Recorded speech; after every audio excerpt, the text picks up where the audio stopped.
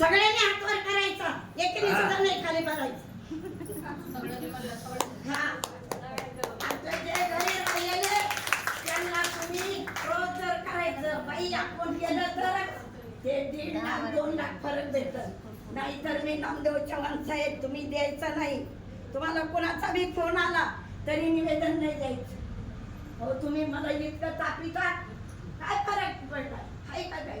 सकाळपासून तुकडा खाल्लेला नाही. तुम्ही आयुष्य 7 जीवन आला असताना काय मॅडम आमच्या वेळेची मंडळी आले तर अर्ध्या बाया फिरवतात ना बिडा. गाठायच्या तिथून इथे यायचं साधारण फिरत असते आष्टीला कमीत कमी किती बाये? 29 बाये. किती?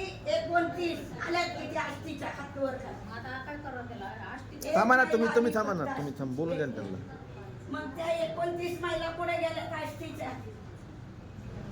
जर असं केलं कसं पणावाडी? आष्टीला कसं फरक बिल निघल तुम्हाला? निघल का फरक बिल? हा म्हणून सगळ्यांनी एकजूट करायची. जोपर्यंत तुम्ही एकजूट करीत नाही तोपर्यंत तुमचं काम होत नाही. आता कोल्हापूरला गेले, मला साहेबांना 4 प्रश्न मांडले. काय का माहिती तुम्हाला? मावशी मानले का नाही? काय मानले? हो मागं बोल नका. तुम्ही रिटायर झाला.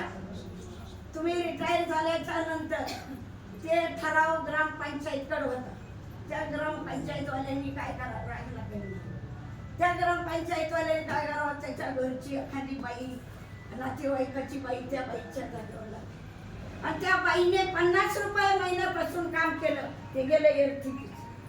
म्हणून साहेबाला सांगितलं त्याला फुली मारायची त्या ग्रामपंचायतवाल्याला, आणि जिल्हा परिषद मधून माझी माऊलीची सून किंवा लेकच घ्यायची. महागाई भत्त्यात तुम्हाला टाकायला लावलंय साहेबांनी. ते म्हणले हो करीन मी हे. तिसरी गोष्ट, ह्या बाईचा मुलगा शिकलेला आहे. आता ही बाई गरीब आहे. तो मुलगा पैशासाठी नोकरीला लागत नाही.